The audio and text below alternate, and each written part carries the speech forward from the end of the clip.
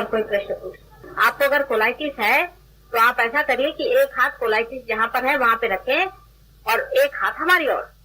पहले अपना कोलाइटिस ठीक कर लो, उसके बाद में पार हो जाओ। वो कुंडलिनी खुद ही नहीं उठने वाली, वो तो तुम्हारी माँ है ना, मुझे सताती है कि पहले इसको ठीक करो तभी मैं उठूंगी। इसीलिए तो मैं तुम लोग को ठीक कर रही हूँ, नहीं तो मैं कोई डॉक्टर थोड़ी ना हूँ। लेफ्ट हैंड रखिए। पर ऐसे भी मैंने बहुत से लोग देखे हैं जो कि बिल्कुल मरणासन्न थे, डेथ बेड पर, और मैं वहां गई और उन्होंने कुछ अपने बीमारी के बारे में नहीं सोचा, पार हो गई, उनकी बीमारी भी ठीक हो गई और वो भी ठीक हो गए और बाहर घूम रहे थे। ऐसे भी लोग मैंने देखे। ये तो अपने अपने चित्र की बात। अगर आपके लिए शरीर महत्वपूर्ण हो तो फिर घोटाला हो जाता है। जो ऐसा सोचे कि है ये चाहे नहीं हो, मुझे क्या करने का, शरीर मेरा ठीक हो चाहे नहीं हो, मुझे तो पार होने का, उसका वो तो ठीक होना ही हुआ ऑटोमेटिकली, लेकिन वो पार भी हो जाता है।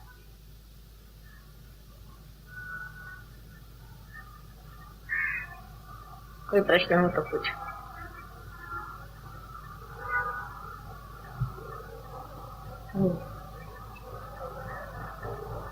अधिकतर जो पार हो गए उनको प्रश्न भी कम रहेंगे, जो जरा पार नहीं हुए उनके अंदर प्रश्न ज्यादा रहेंगे, क्योंकि निर्विचारिता आने के बाद नहीं आता है ना विचार। हाँ हाँ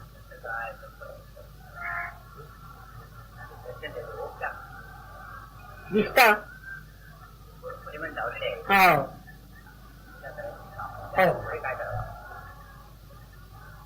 नहीं, मतलब घर में अगर आपके यहाँ देवी देवताओं के फोटो हैं, अच्छी बात है, उसमें कोई हर्ष नहीं। लेकिन देवी देवताओं के भी फोटो जो मनुष्य ने बनाई है वो परमात्मा में लीन होकर बनाई हुई है, इसलिए वो बहुत अधिकतर फोटोग्राफ जो होती हैं वो एग्जैक्टली बनना चाहिए कि जैसे है ही, जैसे उनका स्वरूप अपने अंदर है वैसे ही बनना चाहिए। लेकिन वैसा नहीं होता है। अधिकतर मैं देखती हूँ कि वैसे चित्र बहुत ही कम होते अधिकतर, और उसका कारण यह है कि जहाँ से आप खरीदते हैं, उस दिन मैं खरीदने गई थी एक चित्र, मैंने कहा कि वो ले आएंगे, उस चित्र का कुछ उपयोग था, तो वहां देखा कि जहाँ चित्र बिक रहा था वो आदमी खुद ही बाधा में था और वो भगवान के फोटो के साथ राक्षसों के भी फोटो बेच रहा था।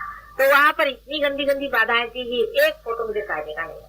फिर उसमें से एक फोटो मैंने खरीदा, मैंने कहा चलो इसको भी ले चलते हैं, घर पे देखेंगे। कि बड़ी मेहनत करी, ये क्या वो क्या, भगवान के फोटो को कोई चप्पल भी नहीं मार सकता है, क्या करे, तो समझ भी नहीं आ रहा था। तो मैंने कहा कि छोड़ो इसको, विसर्जन करो, किसी अपने रियलाइज आदमी से, कोई आर्टिस्ट से अपन फोटो बनाएंगे तब ठीक होगा, वैसे तो बनेगा। ऐसा होता है। इसलिए अब आपका फोटो में वाइब्रेशन कैसे है वो पहले देख लो। अब यहाँ तक है कि अभी ये परसों पूजन हुआ था यहाँ पर, आप जानते हैं, तो इन लोग मंगलसूत्र एक, मैंने कहा था मैं कोई लूंगी नहीं थी, तो एक आर्टिफिशियल कोई भी चीज ले आना, टोकन के तौर पर एक प्लास्टिक का मंगलसूत्र। अब लाके पहना दिया मेरे को, वो फूल गली में से खरीद के लाए। अब उसमें इतने गंदे वाइब्रेशन थे कि मेरी यहाँ पर बहुत सारी एंटीबॉडीज तैयार हो गई। ये जो नाभिक अपना विशुद्धि चक्र, इधर में एकदम से एंटीबॉडीज तैयार हो। तो मैंने कहा कहाँ से, पता नहीं क्यों यहाँ पर इतने जोर से श्री कृष्ण एकदम से अपना जोर बांध गए, क्या हो गया, कौन ऐसे शत्रु आ गए इधर में, किसको मारने निकले हैं, मेरी कुछ समझ में नहीं आ रहा। उसके बाद 2-3 दिन मैंने पड़ताला, मैंने कहा देखें क्या चीज है क्या नहीं है। आखिर मैंने सोचा कोई बाहर कोई बात हो रही है कि क्या बात। उसके बाद मैंने वो मंगलसूत्र को देखा, मैंने कहा इसी में तो गंदे वाइब्रेशन है। फिर उसको निकाला, फिर इनसे कहा, वो इन लोग के सबके हाथ जलने लगे। पहले माता जी आपने कैसे यहाँ बर्दाश्त किया पता नहीं। हमने कहा हमारा क्या बर्दाश्त करा, वो तो मारे डाल रहा हूँ उन लोग को, और उसमें सब कृष्ण के दुश्मन सब होंगे, मेरे गर्दन में आके फंस गए, तो वो अपना खुद ही मारे डाल रहा था, मेरे कुछ करने कहा ही नहीं। तो वाइब्रेशंस तो खराब होते ही हैं, तो बहुत लोगों के होते हैं। अब यहाँ जो सहयोगी लोग आते हैं, आप क्या सोचते हैं सबके बड़े अच्छे वाइब्रेशन होते हैं, आके बैठ के यहाँ औरतों को भी कुछ कुछ देखते हैं लोग, बुढ़े बुढ़ों को मैं देखता, ऐसे भी गंदे यहाँ होते हैं, गंदे उनके भी वाइब्रेशन खराब होते हैं। तो सहयोगी हो जाने से, माता जी के पास आने से सबको बड़े महापवित्र नहीं हो जाते, अंदर से पवित्रता नहीं। ऐसे मैंने बहुत से देखे लोग, उनकी नजर इधर उधर चलती रहे, मन में गंदे गंदे विचार आते रहते, प्लानिंग होते रहता है कि माता जी का काम कैसे खत्म करें। ऐसे भी बहुत से लोग, और वो अपने को अपने ही इच्छा भूल में रहते हैं, वो सोचते हैं कि माता जी दूसरे के लिए कह रही है, हमारे लिए नहीं कह रही। ऐसे भी होते, सब तरह के लोग होते। इसी तरह से परमात्मा की भी बात है।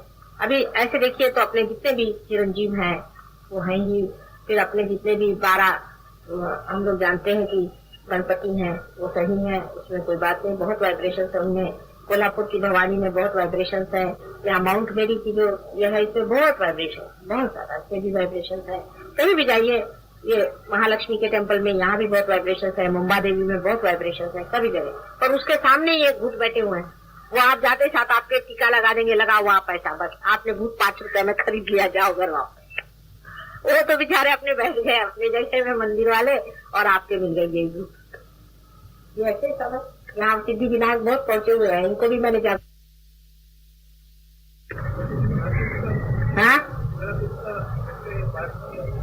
ऐकलं नाही मला।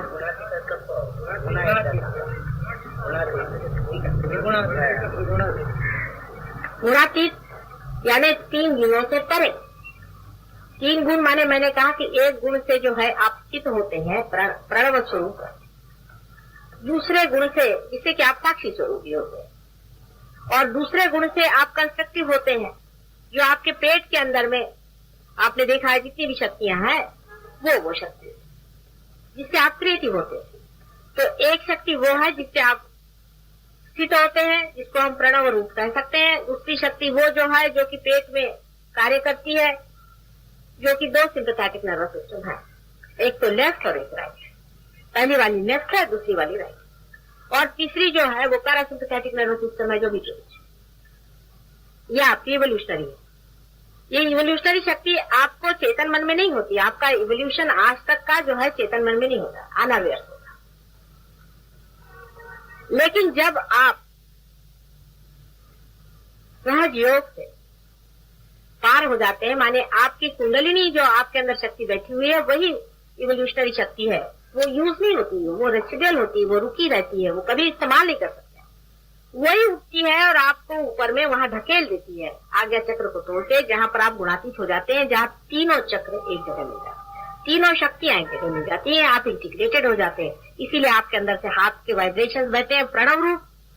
पहली आप प्रणव रूप, दूसरे क्रिएटिव पावर आपके अंदर आ जाती है, जिसके कारण आपकी जितनी फिजिकल शक्तियां वो ठीक हो जाती है, आपकी तंदुरुस्ती ठीक हो जाती है।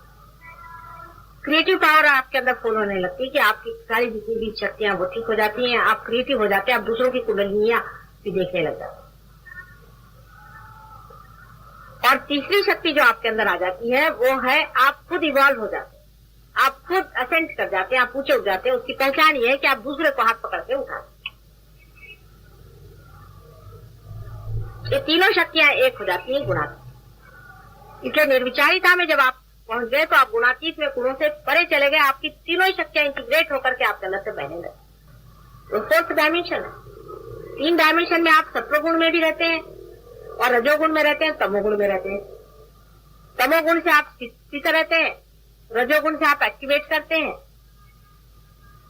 और सत्वगुण से आप इवॉल्व होते हैं।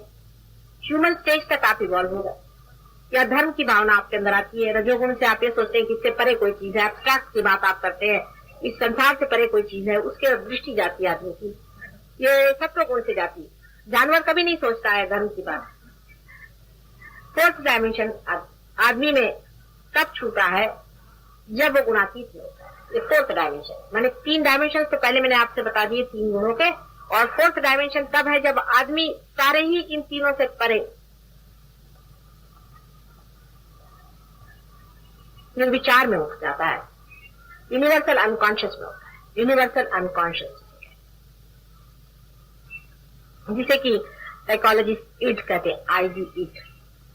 साइकोलॉजिस्ट को सब कुछ नहीं मालूम विचारों का, भी छोटे छोटे थोड़ा बहुत जानते, इधर उधर का पकड़ा हुआ है वो बताते रहते हैं। सम्यक पूरा वो कैसे जानेंगे, वो कोई माँ के रूप में थोड़ी ना, वो भी खोज रहे हैं, बच्चे हैं, एक थोड़ा थोड़ा जान। अब जब जो लोग एक रास्ते से आना शुरू कर जाते हैं वो मार्ग को काट डालते हैं। उसके लिए आपके लिए बना के रखिए, कुंडलिनी आपके अंदर बैठी हुई है, चुपचाप उसको आप इस्तेमाल कभी भी नहीं कर सकते, वो कभी भी उठ नहीं सकती। जब आपका इवोल्यूशन होगा, असेंट होगा, तभी वो उठती है और आपको गुणातीत में थे।